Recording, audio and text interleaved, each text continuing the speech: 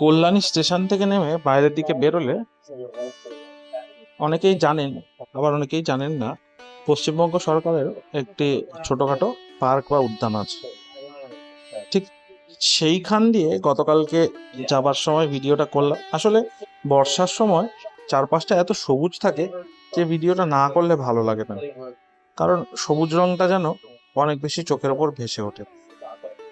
তো যথারীতি গতকালকে কল্যাণীতে যেহেতু রথের মেলা ছিল, মানে রথ ছিল আর কি, রথের মেলা ঠিক নয়, মেলা সব জায়গাতেই কম বেশি হয়। কল্যাণীতে আমরা গিয়েছিলাম রথের উপলক্ষে একটি জায়গায় পুজোর নেমন্তন্ন ছিল কল্যাণীতে। তো তখন আমি এবং মনু দুজনে মিলে এই রাস্তা দিয়ে গেলাম, এবং সবচেয়ে মজার ব্যাপার, এত শান্ত, এত নিরিবিলি, এবং অদ্ভুতভাবে দেখা যায় এই পার্কটার বাইরে বেরোলেই কিন্তু আবার কোলাহল অনেক বেশি বেড়ে যায়। কিন্তু যা তো এই পার্কের ভেতর দিয়ে আমরা হেঁটে যাই বা পার্কটাকে দেখি আশপাশটা ঘুরে, তখন কিন্তু এত কোলাহল বা এত লোকজনের আওয়াজ বা গাড়ি ঘোড়ার আওয়াজ সেই অর্থে কিন্তু বিশাল কিছু থাকে না। এবং ওই একটু আগে যেমন কাঠবিড়ালি দৌড়লো, প্রচুর কাঠবিড়ালি কিন্তু এখানে ছুটে ছুটে বেড়ায়।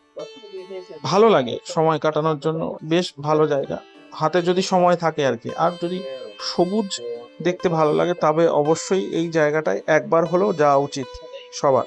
এবং বন দপ্তরের কিন্তু এখানে একটা ছোটখাটো নার্সারিও আছে, যাদের গাছ নিয়ে খুব শখ বা গাছপালার প্রতি প্রচুর আকর্ষণ আছে, তারা কিন্তু এখানে আসতেই পারেন। তবে নার্সারিতে ঢুকতে গেলে জন প্রতি 30 টাকা করে লাগে।